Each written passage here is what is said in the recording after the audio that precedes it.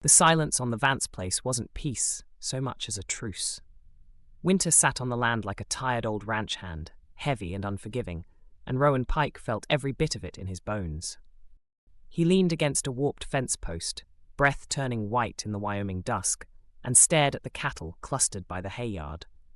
Their hides steamed faintly in the cold, their eyes dark as polished stones. He'd stretched the hay ration thin this week, too thin, but there was only so much left in the shed, and the bank wasn't in the mood for patience anymore. Rowan shifted his weight, boots sinking in the crusted snow, and tugged his coat tighter around him. The Vance place wasn't really his, not in the way a man claimed something by building it with his own hands.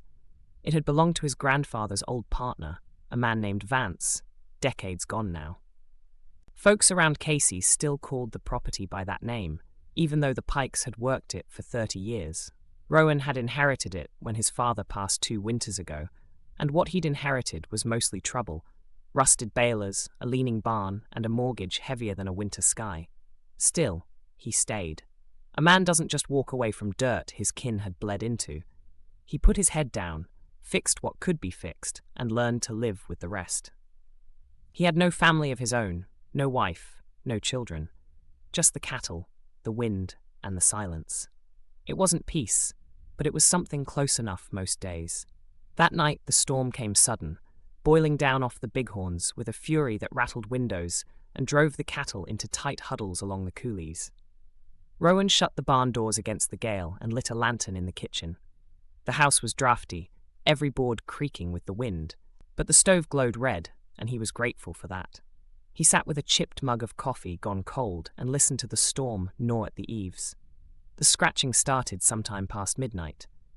At first he thought it was loose tin on the pump house, banging when the gusts caught it just right. But then it came again, closer, sharp against the mudroom door. Rowan set down his mug, heart ticking faster, and reached for the shotgun that leaned by the stove. He eased the door open a crack, and the wind punched inside, full of snow and fury.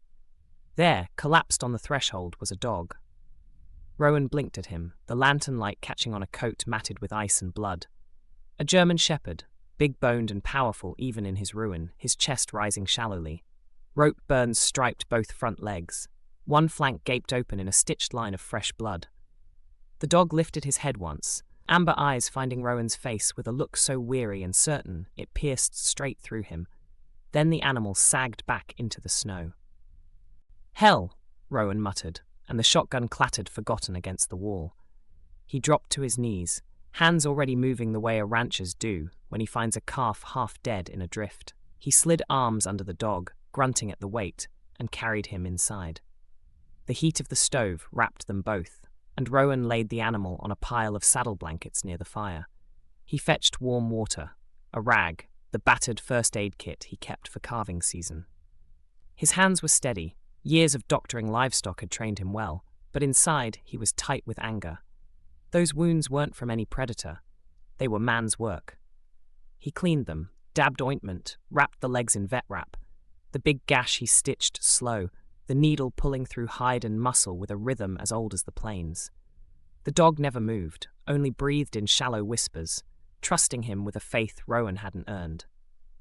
When he was done, Rowan sat back on his heels. The storm howled outside, but in the circle of firelight it was just him and the dog, 2 creatures lashed by the same world. "You'll make it," he said quietly. "You damn well better." Morning broke clean and cruel, the land buried under fresh white. Rowan woke stiff in the chair by the stove, the blankets empty. Panic snapped him awake until he saw the shepherd lying alert by the window. The dog's eyes were open now, fixed on the north tree line as if carved from stone. When Rowan rose, the animal flicked one ear but didn't turn his gaze. "Ranger," Rowan said aloud, giving him a name without thinking. "That'll do." In the days that followed, Ranger healed fast. He ate broth and jerky, drank deep from the stock tank water Rowan lugged in pails. He followed Rowan around the house, silent and steady, lying near whenever Rowan sat. But always his gaze turned north, toward the Bighorn foothills, body taut with a restless urgency. He whined low sometimes, pacing from window to door, then back again, eyes pleading. Rowan had seen cattle bawl for a lost calf, had seen horses refuse to leave a dead companion, This wasn't the same. This was direction, mission. "What's out there?" Rowan asked one evening, leaning on the doorframe as the dog whined and scratched. "You got ghosts, or is there something I ought to see?" Ranger didn't look at him, only pushed his nose against Rowan's coat and then turned to the door again. It went on like that until Rowan's resistance thinned. A man could ignore a hunch, but not the steady insistence of eyes like that. On the 5th day, he saddled himself in layers, wool socks, chore coat, scarf wound tight. He packed a thermos of coffee, jerky, blankets, and the old fencing pliers he used for everything from wire to bolts. He lashed them into a sled, the same one he used for hauling salt blocks to pasture, and hooked a rope harness over his shoulders. Ranger watched every move, vibrating with barely contained energy. "All right," Rowan muttered, pulling the door wide. "Show me." The cold hit like a blade, but Ranger bounded forward, nose to the wind, then paused to be sure Rowan followed.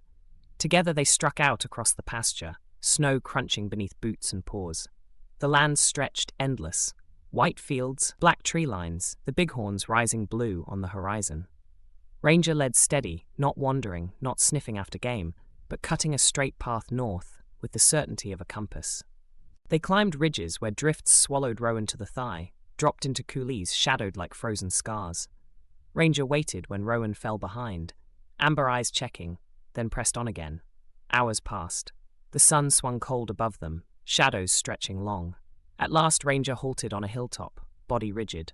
Below lay a narrow clearing half hidden by trees. In its center slumped a cabin, sagging under snow, its logs grey with rot. Smoke curled faint from the chimney. Rowan frowned. No tracks, no fresh cuts of wood stacked outside. Just one narrow path trampled down before the last snowfall, leading to the door. Ranger growled, low and furious, hackles rising. Rowan's gaze sharpened. A heavy chain wound the door handles, secured by a rusted padlock. Smoke meant someone inside. The chain meant not by choice. Rowan's chest went tight. He slid the fencing pliers from his pack. The lock was old but solid. He braced the jaws around it, leaned his weight, grunted. Metal shrieked. The lock held. He reset, muscles burning, and forced again. With a groan and snap, the shackle split. The chain sagged into the snow. Ranger lunged forward, pawing at the door until Rowan shoved it open. The smell that rolled out was stale, sickly sweet, full of neglect. The room inside was dim, shadows thick. Ranger darted straight to a back door, whining sharp. Rowan followed, boots creaking the warped floor. He shoved the inner door wide. Light bled in through a ragged blanket tacked over a window. On a cot lay a woman, old, gaunt, her hair tangled white, her wrist cuffed by iron to the bedframe. The skin beneath was raw, bleeding. Ranger whined and licked her hand with heartbreaking tenderness. Rowan froze. For a moment the world narrowed to the rattle of her breath and the clink of chain. Then he moved fast, prying the cuff lock with his pliers until it snapped. He wrapped her in blankets from his sled, pressed a thermos lid of warm water to her lips. She swallowed weakly, eyes fluttering open just enough to see Ranger before slipping closed again. On a table in the front room, half hidden under rags, Rowan found a leather diary.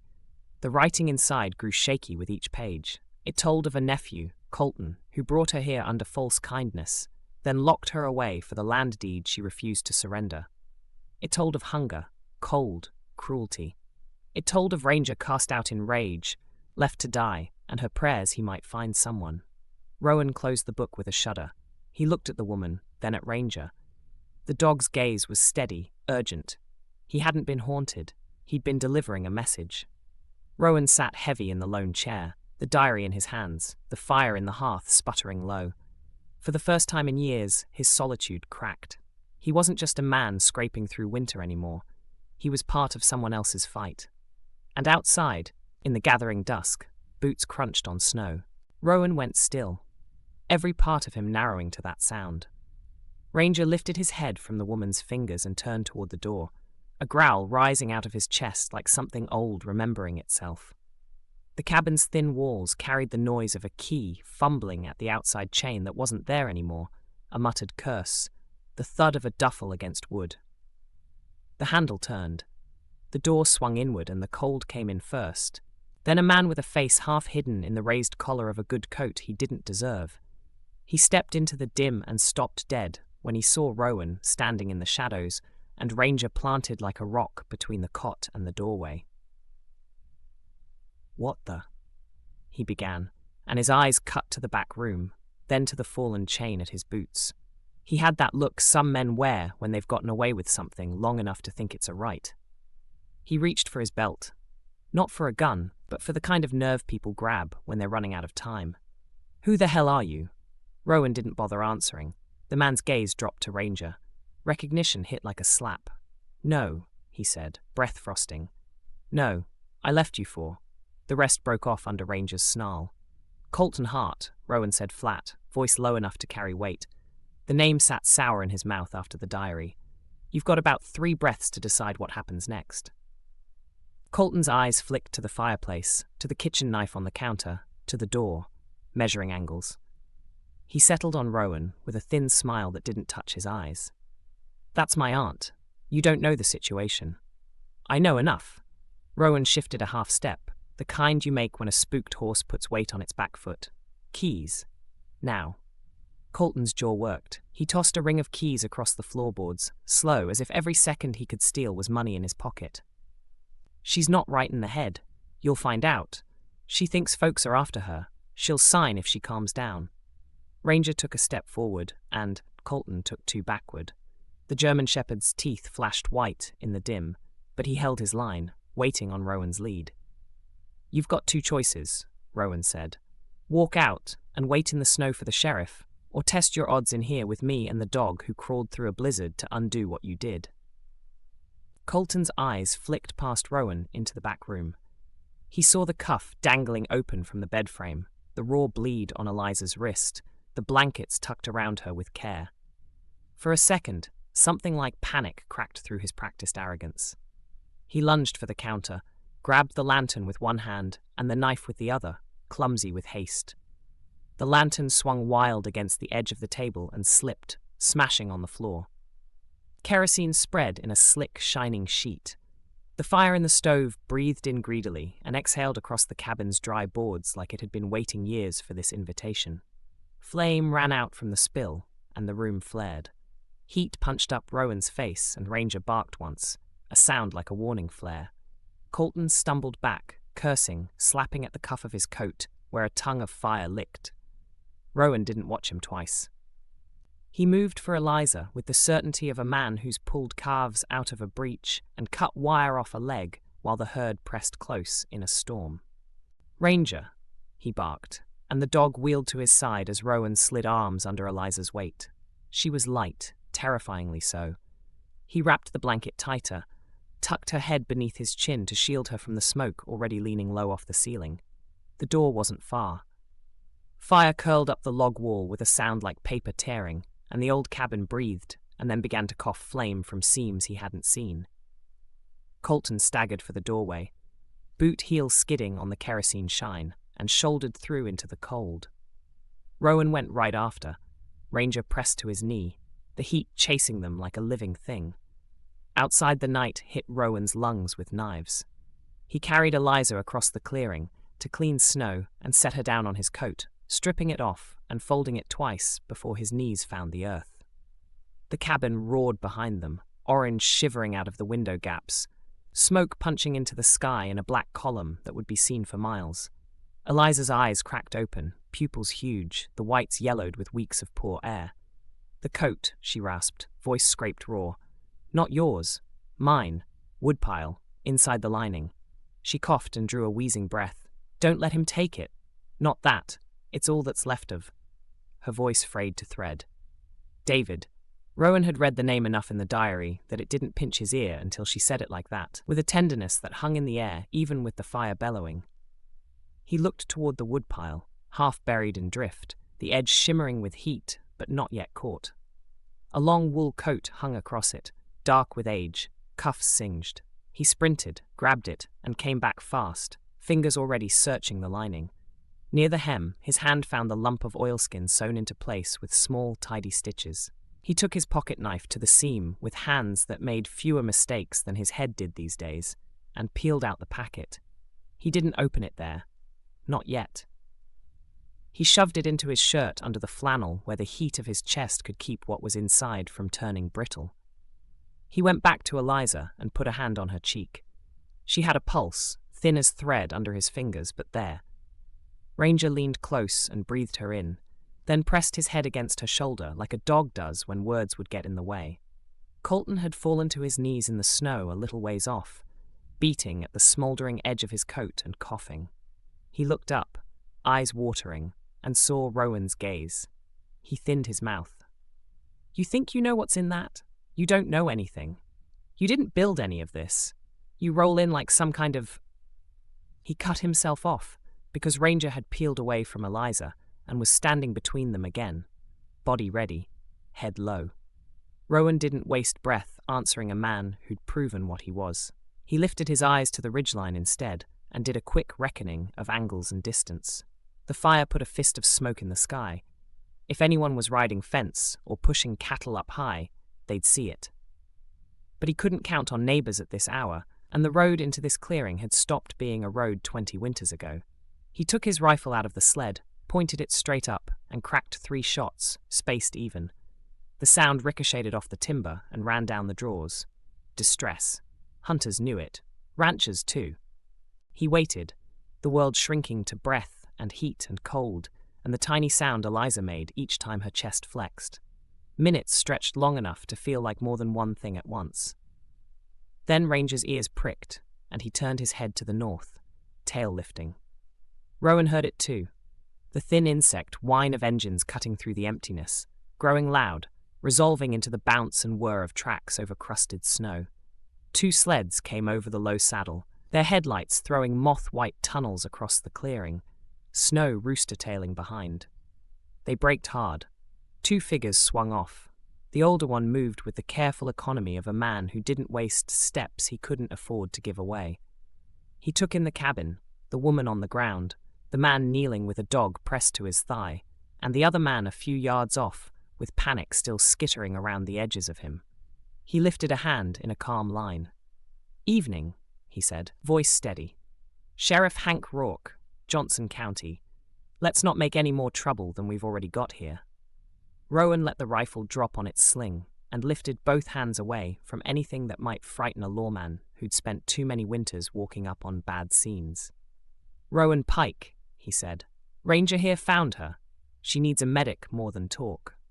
Rourke's partner, a younger deputy with a jaw still figuring out where it wanted to sit on his face, was already on the radio, calling coordinates, his voice clipped by habit.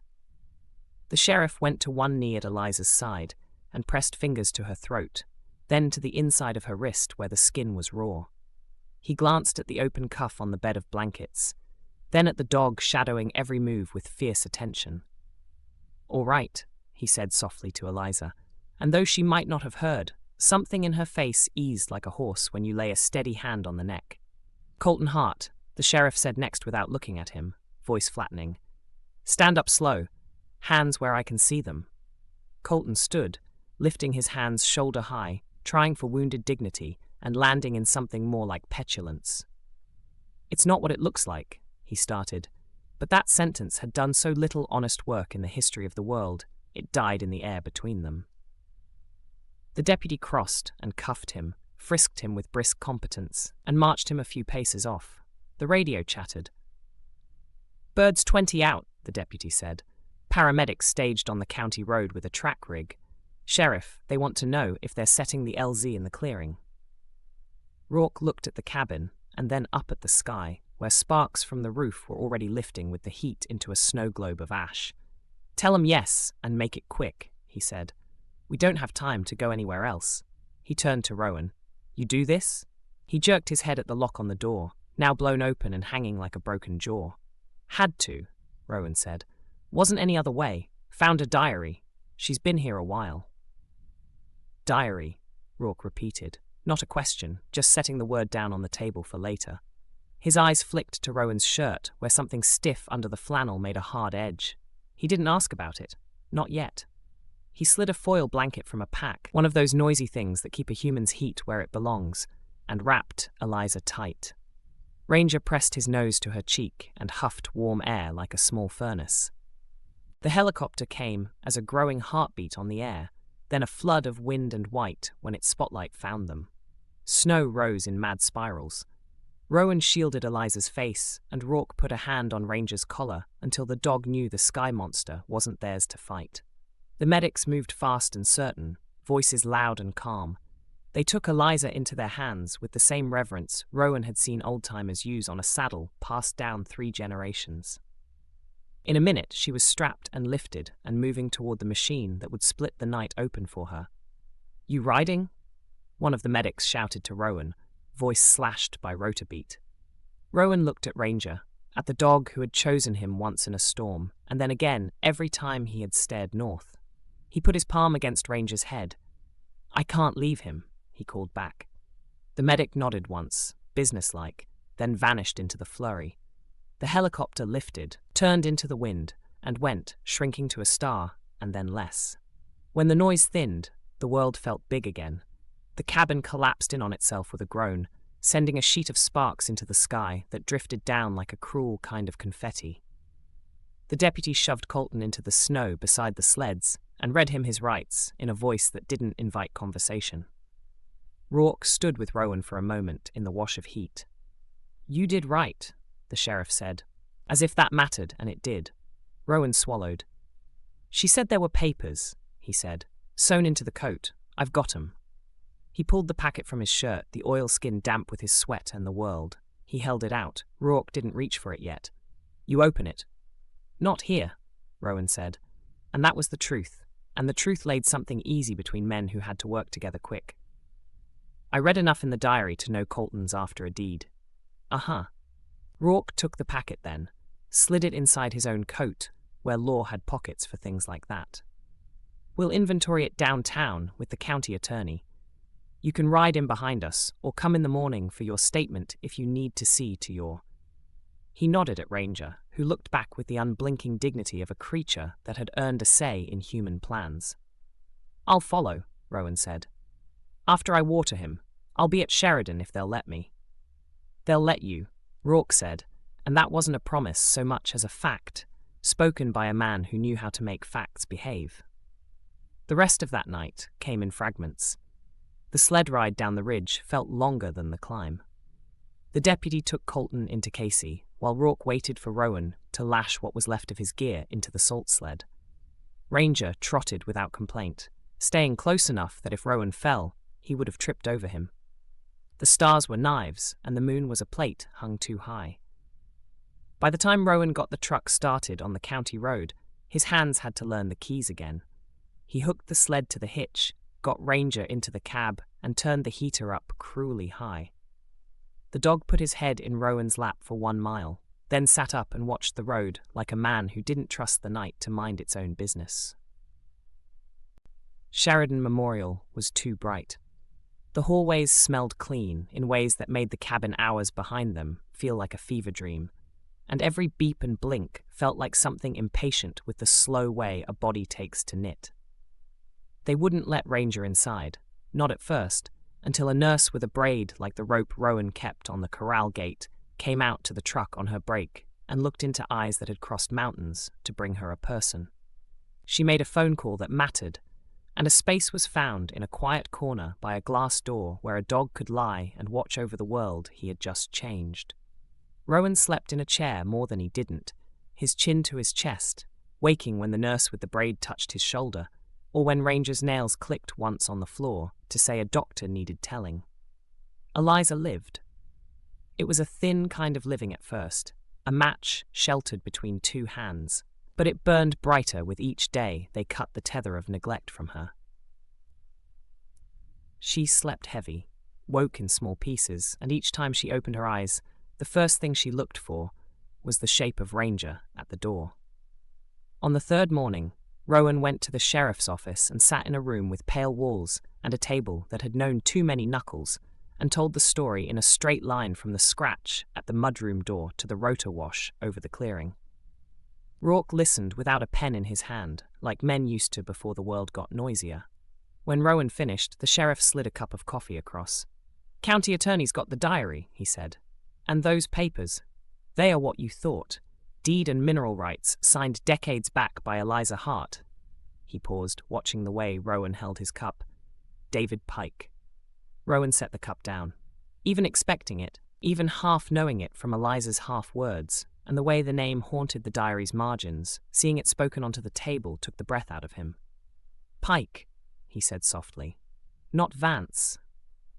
"Vance put money and sweat into the place," Rourke said. "Pike put his name on those papers with Eliza Hart before he shipped out and never circled back to finish what two people started. War and a courthouse fire make fools of good records. Those mineral rights sat like a bone under the sod while everybody argued about hay and water on top." Rowan thought of his father chewing on bills at the kitchen table, of Winters counting hay bales like prayers, of a line of men who had each shouldered the land differently because they thought duty had their name on it. He thought of Eliza in a room that smelled like starch and flowers and antiseptic, asking for a coat sewn with a life. "Can I see her?" he asked. "She's asking for you," Rourke said, standing. "Bring the dog." They let Ranger pad soft down the hallway and stand in the doorway because some rules were written by people who had never watched a soul return to a body at the sound of a familiar breath. Eliza looked smaller in the bed than she had on the snow, but her eyes were steady now, washed clean and bright as a creek in spring. She smiled when Ranger came, and he put his chin on the edge of the mattress with a care that would make a man choke. "Miss Hart," Rowan said, taking his hat off and holding it against his chest like the boy he once had been. "I'm Rowan Pike." She studied his face the way women who've had long lives study weather, reading what's coming by the way it sits on a man's bones. "Pike," she said. "I knew a Pike, handsome in a way that made the old women cluck and the young ones roll their sleeves. But it wasn't the looks I loved. It was how quiet he went around Joy, like it might spook and run if he laughed too loud." Rowan pulled a chair close. "My grandfather David," he said. "I didn't know any of this. Sheriff told me about the deed." He stopped because there were too many words that would sound like a claim, and none he wanted had to do with taking. Eliza reached toward Ranger's ear, and the dog leaned into her fingers. "Men make plans," she said. "War makes other ones. I thought he died. A letter said as much. When I heard later it was a mistake, I'd already made a life out of not hoping. I ran from what could have been mine because I didn't trust my own heart not to break again." She took a breath that didn't rattle. "I kept the papers because I couldn't bear to throw them away. I kept them because some part of me still wanted to be the girl who had a say in her own future." "You still do," Rowan said. "You have it now more than ever." She looked at him a long time and then nodded, a small sovereign nod. "The boy," she said, meaning Colton. "I thought I could fix him by giving him little pieces of what he wanted. That's how you lose yourself to someone else's hunger. I'm done with that." They talked until the nurse curled the room quiet around them with a look, then talked again the next day, and the next. Rourke came in with the county attorney, and they put the deed on the tray table and read the old words that still had their teeth. Eliza signed, where a line of ink would pull a thread of the past into the present, and Rowan witnessed in a hand that looked like his father's when the man was steady. They didn't sell anything. They didn't swing the gate wide for the first suitor who'd let money do the talking. They laughed a little, considering it, and Eliza's laugh was soft at first, and then not soft at all. They formed a trust. The name settled like a blessing. The Pike Hart Trust, because some hyphens mean a bridge and not a subtraction. They sat with a lawyer who understood land in his knuckles and put language on the page about stewardship and not strip mining a thing, because you could. They leased the mineral rights on a short rope with clauses so tight even a hungry company couldn't wiggle free, and the money that came out of the ground didn't go to boats or idiocies. It went to a fund that kept older ranchers on their places when winter and age pressed too hard, to a program that took veterans and taught them irrigation and fence mending, and a dozen ways the land gives a man back his own breath, to dog rescues where a ranger might find his next mission. Spring came cautious to the Vance place, which still went by that name because the land remembered, but the papers remembered Pike and Hart, and it didn't hurt to let both be true. Calves stotted in the weak sun, and the windmill turned lazy. Rowan rebuilt the porch steps with lumber that didn't give under a body.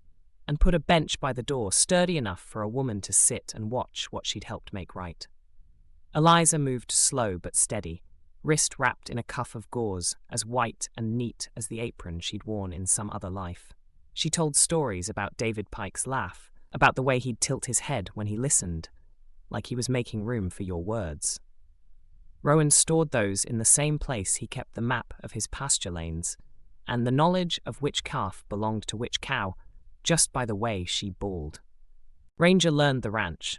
He moved cattle with a look and a shoulder, slept with one ear open like a hired hand worth his weight. He still went to the fence sometimes and stared north, but it had changed. The whistle in him that had called for help had settled into a low, content hum. When Rowan saddled up to ride the east fence, Ranger loped along, and when Rowan stopped to mend a stretch of barbed rattling loose in the wind, Ranger would sit with the patient gravity of someone who knows standing guard is work all its own. On branding day, neighbors came. Trucks lined the county road, and the air wore smoke and laughter, and the kind of cussing that's a love language. The sheriff showed with a Dutch oven of beans and a grin he tried to hide and failed. People who had only known Rowan at the feed store or at the end of a nod at the post office stood and ate and told him, without saying it, that the door had always been open, and it took this winter to make him step through. Eliza sat on the new porch bench in the sun, a quilt over her knees, even though the day was warm. When Rowan brought her coffee, she folded his fingers in hers and squeezed once like sealing something invisible and necessary. "He would have liked you," she said. "I hope so," Rowan said, and looked out over a yard full of noise that wasn't fighting him but lifting him. "I think I'm finally learning how to like me." She smiled, eyes going soft around the edges. "Then you're ahead of most men your age." Toward evening, a truck came up the drive with a dog crate in the back. The driver was a woman from the shelter down in Buffalo. She had the look of someone who had seen more of the heart of people than she'd wanted, but kept showing up anyway. She stood with her hands on the crate. Inside, a young dog watched the world with a bright, scared interest. "We heard what you did," the woman said. "We heard about the fund too. I didn't come to cash a check. I came to see if that one there could maybe learn from the best." Ranger stood, ears forward, tail lifting like a flag. He went to the crate and sat, tipped his head and thumped his tail once. The young dog sneezed and licked the wire. Rowan looked at Eliza. She nodded once, same sovereign nod, and he laughed, surprised at how easy it came. "We'll try," he said. "That's all the land asks." That night, after the trucks were gone and the smoke had thinned to a memory, Rowan walked out to the pasture fence and leaned his elbows on the top rail. The bighorns were a dark blue wall holding up the stars. Ranger leaned against his leg, and the new dog, who had not yet earned a name, sprawled in the grass at his feet, belly to the sky, like a creature surprised by comfort and not ashamed of it. "Thank you," Rowan said to the night, not to a god he could draw, not to luck he trusted, but to the sum of small brave choices that had walked a dog through a blizzard and set a man's boots on the path after him. The wind answered in the grass. The cattle shifted and chewed their cud.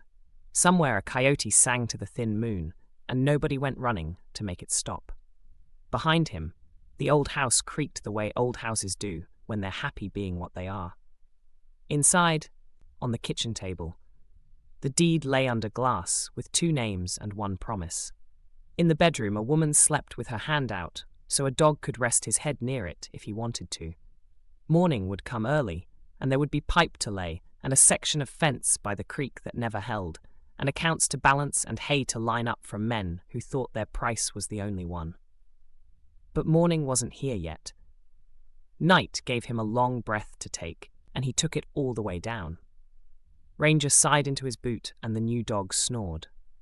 The stars did what stars have always done, ancient and unconcerned, and for the first time since he could remember, Rowan felt something like peace move in and sit a spell without asking what it owed on the way out. Weeks later, when court came round, and Colton's mouth went dry under the weight of more than his own choices, Rowan sat on a bench near the back and didn't look for the man's eyes, because some men weren't a thing you needed to take in twice. Eliza's hand found his, cool and steady. Rourke stood at the front like a post sunk deep. When he looked back, it was just once, the two men trading the kind of nod that seals a deal with nothing but breath and bone. By summer, a sign went up at the edge of the county road where the mailbox sat, paint new on old wood. Pike Heart, it said, in letters burned clean, and below it, smaller, Stewardship Fund. Folks slowed to read it the first week, then stopped slowing because it became as much a part of the road as the cottonwoods and the dust. People started sending letters, men from town who thought maybe they could learn to move water, women who wanted a day out of an office to stack hay and feel the bite in their palms, a kid who wrote in a round hand about a dog he couldn't keep because his landlord said no, and could the fund help him find a place where both of them were wanted? Rowan answered each one. Not because he thought he was anyone important, but because once a dog knocked on his door and he'd decided to listen. Listening had turned out to be work a man could make a life from. On the hottest afternoon of July, he set down his pen and looked out the window. Ranger and the new dog were in the yard, heads pressed together as if conferring about a matter of some urgency, which turned out to be whether the shade under the lilac bush was better than the shade under the stock trailer. Eliza called from the porch that supper was ready, and it would not wait for a man who couldn't count to 3 without getting lost somewhere between 2 and 3. He laughed, real and unguarded, and stood up. On the wall by the door hung a photograph Rowan hadn't known he needed until it existed. Eliza in the middle, eyes sharp as a hawk's, Ranger at her knee, and Rowan a step behind. Hat in his hand, because some gestures aren't about manners, but about acknowledging the exact size of what you're lucky enough to stand inside of. The porch boards under their feet glowed the way wood does when it knows it's holding up a story that almost didn't get told. As the sun slid down, the shadows of the fence posts ran long over the pasture like the stitches that hold a wound closed while it knits. The cattle drifted. The wind tucked itself into the draws. Out beyond the far gate, a fox stepped delicately through the cheatgrass, paused, and looked toward the house. It moved on, satisfied. Rowan stepped through the doorway, and the door closed soft behind him. The silence on the place wasn't a truce anymore. It had learned the shape of voices it could carry without breaking, and it held them close like a promise kept.